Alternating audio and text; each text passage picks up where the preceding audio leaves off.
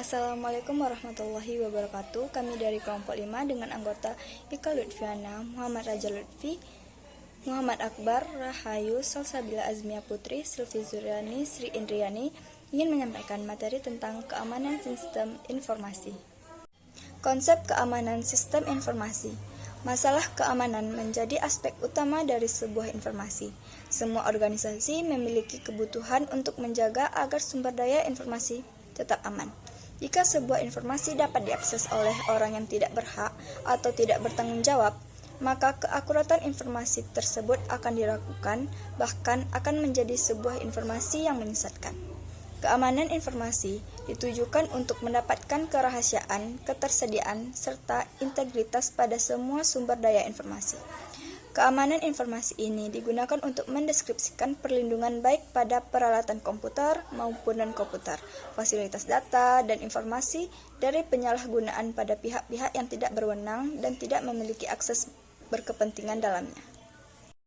Menurut G.J. Simmons, keamanan sistem informasi ialah cara untuk dapat mencegah penipuan atau juga dapat mendeteksi adanya penipuan di suatu sistem yang memiliki basis informasi di mana informasi ini sendiri tidak memiliki makna fisik. Menurut ISO atau IEC, keamanan informasi merupakan suatu upaya perlindungan dari berbagai jenis ancaman yang dimana untuk memastikan keberlanjutan bisnis, meminimalisir risiko bisnis, serta meningkatkan investasi dan peluang bisnis yang ada. Baiklah, langsung saja kita lanjut ke materinya mengenai tujuan keamanan sistem informasi. Keamanan sistem mengacu kepada perlindungan terhadap semua sumber daya informasi organisasi dari ancaman oleh pihak-pihak yang tidak berwenang. Adapun beberapa tujuan utama dari keamanan sistem informasi, yang pertama kerahasiaan.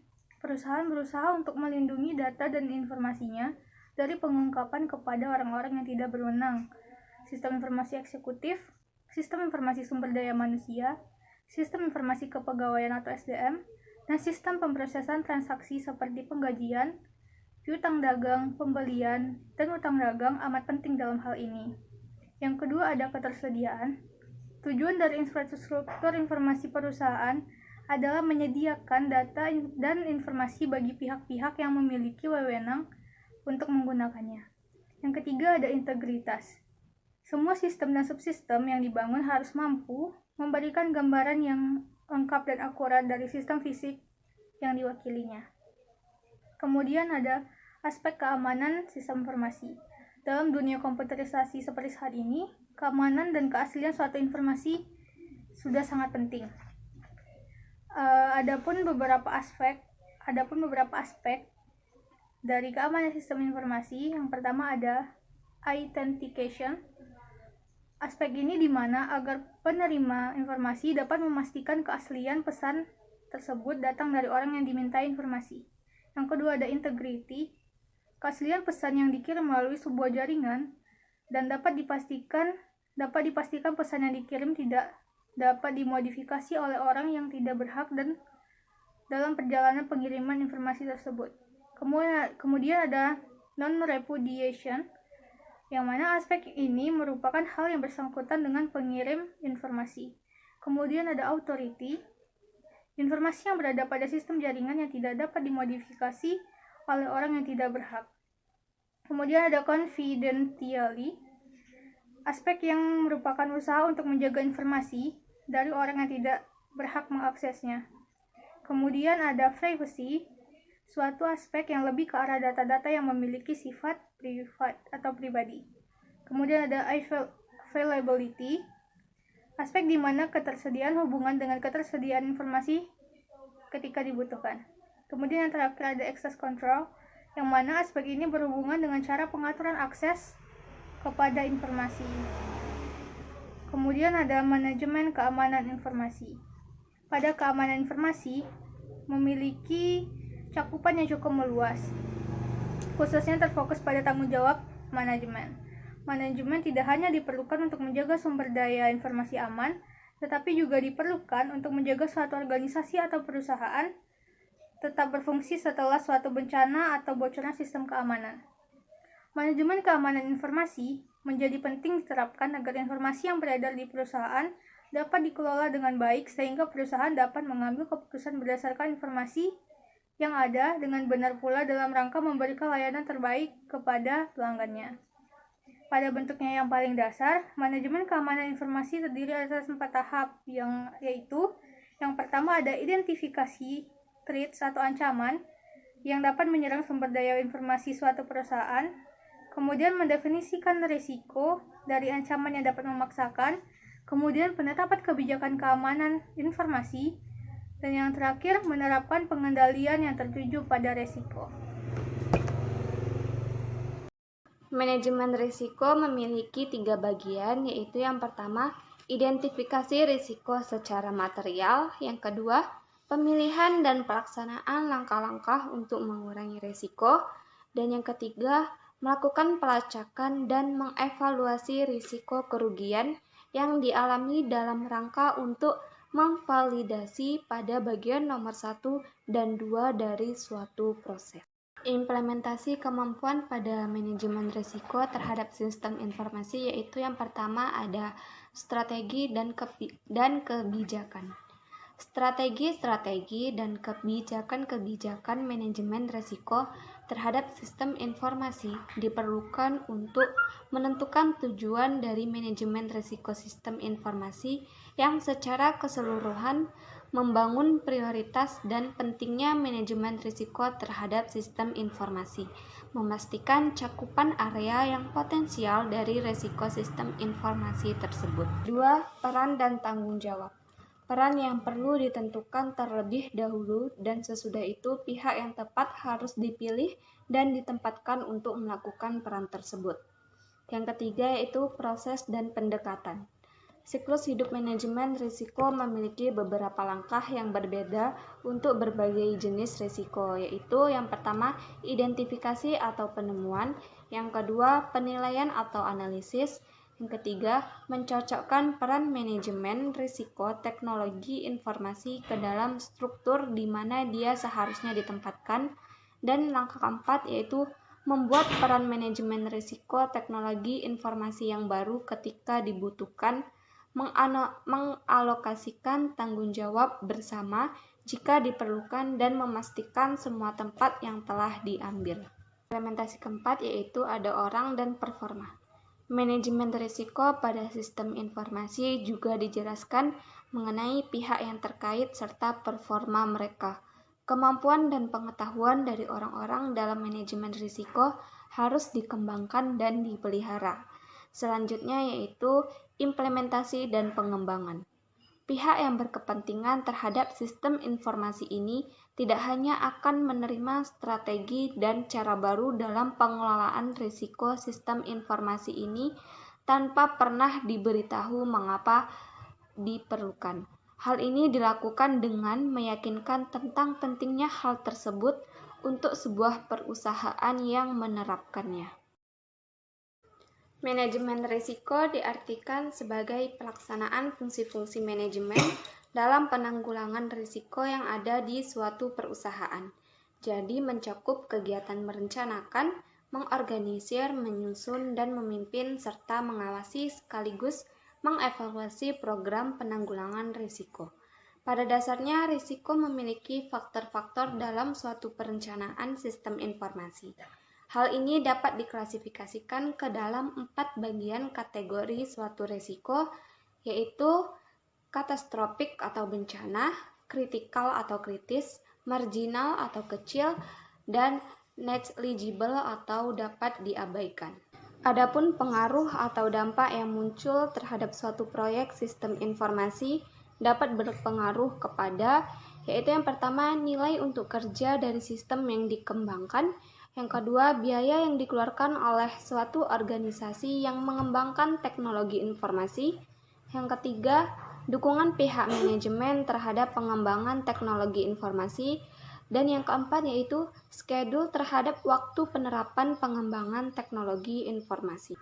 Manajemen risiko memiliki 3 bagian, yaitu yang pertama identifikasi risiko secara material, yang kedua pemilihan dan pelaksanaan langkah-langkah untuk mengurangi risiko, dan yang ketiga melakukan pelacakan dan mengevaluasi risiko kerugian yang dialami dalam rangka untuk memvalidasi pada bagian nomor 1 dan 2 dari suatu proses.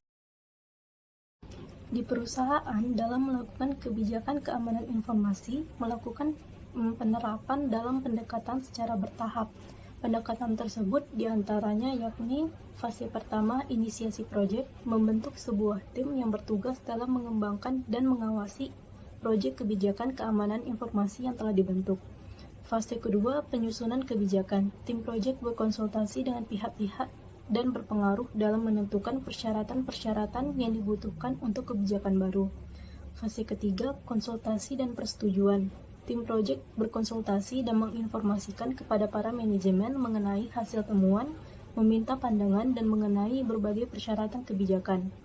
Fase keempat, kesadaran dan edukasi. Melaksanakan program pelatihan kesadaran dan edukasi dalam unit-unit organisasi. Fase kelima, penyebarluaskan kebijakan. Kebijakan keamanan disebarluaskan melalui unit-unit organisasi atau perusahaan di mana rapat dengan para karyawan untuk memastikan bahwa mereka mampu memahami mengenai kebijakan tersebut dan merasa terikat untuk mematuhinya. Selain itu, kebijakan keamanan informasi juga meliputi pertama, dokumen kebijakan keamanan informasi atau Information Security Policy Document. Kontrol yang seharusnya dipenuhi adalah dokumen kebijakan keamanan informasi yang harus disetujui oleh manajemen, dipublikasikan dan disosialisasikan dengan baik kepada seluruh pegawai. Di dalam dokumen kebijakan tersebut harus ada pernyataan komitmen manajemen dan pendekatan organisasi dalam mengelola keamanan informasi. Dokumen tersebut mencakup yang pertama, definisi keamanan informasi, sasaran umum dan cakupan, serta pentingnya keamanan sebagai mekanisme untuk berbagai informasi. Yang kedua, pernyataan komitmen manajemen, dukungan terhadap tujuan dan prinsip, persyaratan standar kesesuaian sebagai bagian penting untuk organisasi, di antaranya kesesuaian persyaratan legalitas dan kontraktual, kebutuhan pendidikan keamanan, pencegahan dan deteksi virus dan peranti lunak berbahaya, manajemen kelangsungan bisnis, konsekuensi atas pelanggaran kebijakan keamanan, definisi tanggung jawab umum dan khusus untuk manajemen keamanan informasi, rujukan untuk dokumentasi yang mendukung kebijakan, seperti spesifik kebijakan keamanan prosedur untuk sistem informasi tertentu atau aturan keamanan yang harus dipatuhi oleh pengguna. Kebijakan ini harus disosialisasikan dalam bentuk yang relevan, mudah diakses, dan dapat dimengerti oleh pembaca. Selanjutnya, tinjauan ulang kebijakan keamanan informasi atau Review of the Information Security Policy. Kontrol yang harus dipenuhi yaitu suatu kebijakan harus mempunyai pemilik yang bertanggung jawab atas pemeliharaan dan melakukan tinjauan ulang sesuai prosedur tinjauan ulang yang telah ditetapkan. Proses ini untuk memastikan tinjauan ulang dilakukan untuk mengantisipasi setiap perubahan yang mempengaruhi analisa risiko, seperti insiden, keamanan yang serius, kerawanan, perubahan organisasi atau infrastruktur teknis. Karena itu, tinjauan ulang berkala berikut harus dijadwalkan. Yang pertama, efektivitas kebijakan, biaya dan dampak dari keberadaan kontrol terhadap efisiensi bisnis, pengaruh perubahan perkembangan teknologi. Kebijakan yang telah ditetapkan pada suatu perusahaan dikembangkan dengan membuat suatu standar yang ditujukan untuk keamanan informasi yang dikenal dengan sebutan ISO. ISO atau International Standards Organization merupakan salah satu badan dunia yang membuat standarisasi yang digunakan oleh pengguna dan produsen dalam bidang tertentu terhadap kualitas sebuah layanan. Salah satu ISO yang terkait masalah keamanan adalah ISO 1799 yang merupakan struktur dan rekomendasi pedoman yang diakui secara internasional untuk keamanan informasi yang menyeluruh. Di dalamnya terkait dengan proses evaluasi, implementasi, pemeliharaan, pengaturan keamanan informasi yang singkat. ISO 1799 bukan suatu ketetapan yang dikeluarkan oleh pemerintah. Selanjutnya adalah pengendalian internal. Pengendalian yang handal dan efektif dalam memberikan sebuah informasi yang tepat bagi manajer maupun untuk dewan direksi yang bagus untuk mengambil sebuah keputusan maupun kebijakan yang tepat dalam mencapai tujuan perusahaan yang efektif. Pengendalian internal merupakan sebuah proses mencapai tujuan tertentu atau dapat juga diartikan sebagai suatu rangkaian tindakan yang menjadi bagian yang tidak dapat dipisahkan. Sistem pengendalian internal ini meliputi struktur organisasi, metode, serta ukuran yang diorganisasikan untuk menjaga kekayaan suatu perusahaan, mengecek ketelitian, dan kehandalan data informasi. Pengendalian sistem informasi secara manual maupun otomatis terdiri atas kendali umum dan aplikasi. Secara keseluruhan, kendali umum dimanfaatkan pada semua aplikasi yang terkomputerisasi dan memuat kombinasi perangkat lunak, perangkat keras, dan prosedur manual yang menciptakan lingkungan kontrol secara menyeluruh. Sedangkan kendali aplikasi diartikan sebagai pengendalian khusus dan spesifik pada setiap aplikasi yang terkomputerisasi, seperti proses pembayaran dan pemesanan. Kendali aplikasi dikelompokkan menjadi kendali input, kendali pemrosesan, dan kendali output.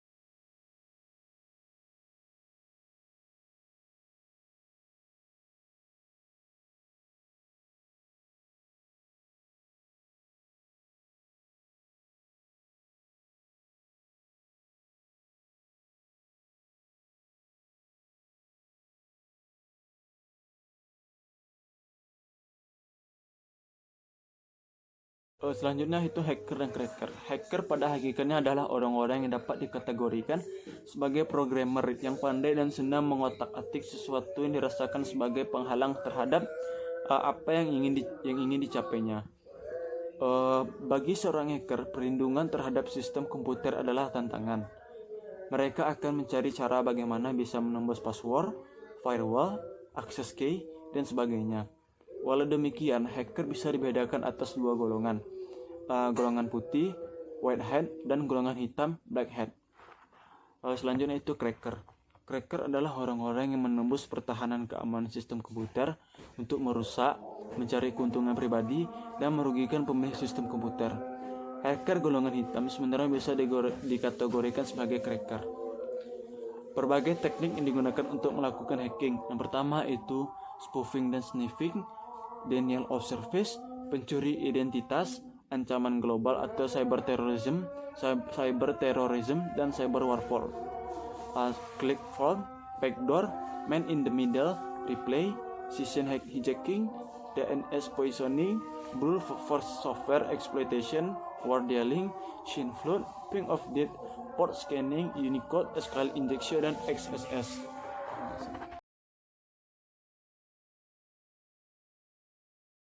Selanjutnya itu virus. Virus adalah program komputer yang dapat mereplikasi dirinya tanpa dapat diamati oleh si pengguna dan menempelkan salinan dirinya pada program-program dan boot sektor lain. Virus berupa penggalan kode dan menempelkan ke berkas program yang dapat dieksekusi. Selanjutnya, salinan virus ini akan menjadi aktif manakala program yang terinfeksi dijalankan. Virus sangat berbahaya karena dapat menghancurkan data dan memformat hard disk, menyumbat memori komputer, dan membuat program bekerja tidak sebagaimana mestinya.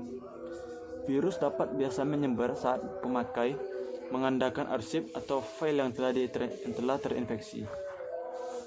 Virus komputer biasanya memasuki sistem email dan lampiran file lewat internet serta layanan online atau melalui proses duplikasi software yang ilegal.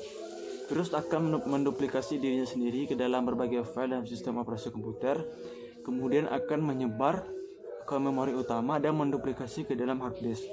Virus juga menyebar melalui email, transfer file, atau aktivitas telekomunikasi lainnya. Untuk menghindari virus, sebaiknya pemakai harus cermat dalam penggunaan software ilegal dan juga harus teratur menggunakan program antivirus yang dapat membantu diagnosis serta menyingkirkan virus komputer dari berbagai file yang terdeteksi. Untuk mengurangi terjangkitnya virus, administrator sistem harus melakukan 3 kontrol berupa yang pertama, preventif, yang kedua detektif, dan yang ketiga korektif. Selanjutnya worm atau cacing. Worm adalah program yang tidak dapat mereplikasikan dirinya sendiri di dalam sistem, tetapi tidak menyebarkan salinan melalui email atau dengan kata lain berupa program perangkat lunak independen yang mengandalkan dirinya sendiri dari satu komputer ke komputer lainnya melalui sebuah jaringan. Tidak sama seperti virus, worm ini dapat mengoperasikan dirinya sendiri tanpa harus mengikatkan diri pada perilaku pemakai untuk menyebarkan dari satu komputer ke komputer lainnya.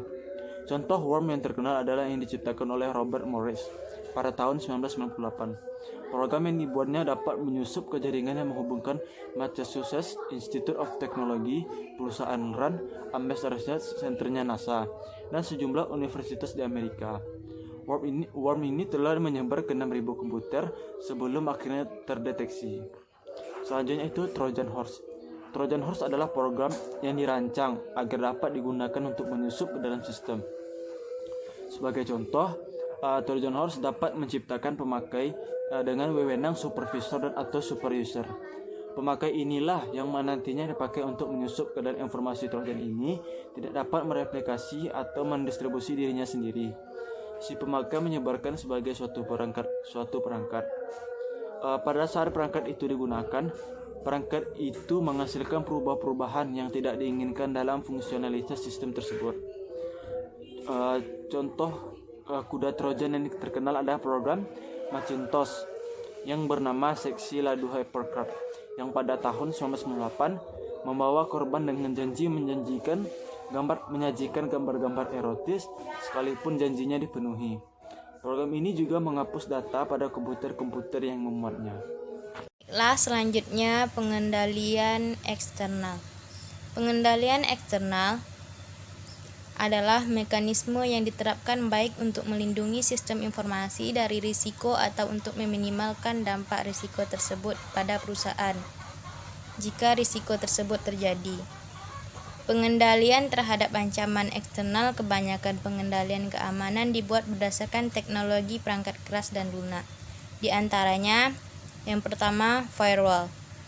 Firewall adalah kombinasi dari hardware dan software yang mengontrol aliran lalu lintas jaringan masuk dan keluar. Fungsi firewall sebagai penyaring dan penghalang yang membatasi aliran data dari perusahaan tersebut ke internet. Firewall juga dapat mencegah pengguna yang tidak sah mengakses jaringan pribadi. Ada 3 jenis firewall, yaitu firewall penyaringan paket, firewall tingkat sirkuit, firewall tingkat aplikasi. Yang kedua, SaaS Trust dan Web Trust merupakan bagian dari Trust Service, di mana Trust Service berfungsi untuk memberikan assurance service, advisory service, atau keduanya bagi sistem teknologi informasi dan e-commerce. Hanya akuntan publik yang bersertifikasi dan mendapatkan lisensi dari AICPA yang dapat memberikan assurance service atau trust service yang berupa opini trust service, web trust atau SaaS Trust, dan laporan web trust dan SaaS Trust. Walaupun web trust dan SaaS Trust sama-sama bagian dari trust service yang memiliki fungsi untuk memberikan jaminan atas e-commerce dan sistem teknologi informasi, tapi memiliki perbedaan. Perbedaan yang mendasar adalah objek pemberian assurance service. Pada web trust, objeknya adalah risiko pada e-commerce. Web trust dikembangkan untuk mengatasi masalah keraguan yang mungkin timbul akibat resiko-resiko yang menyertai usaha di bidang e-commerce.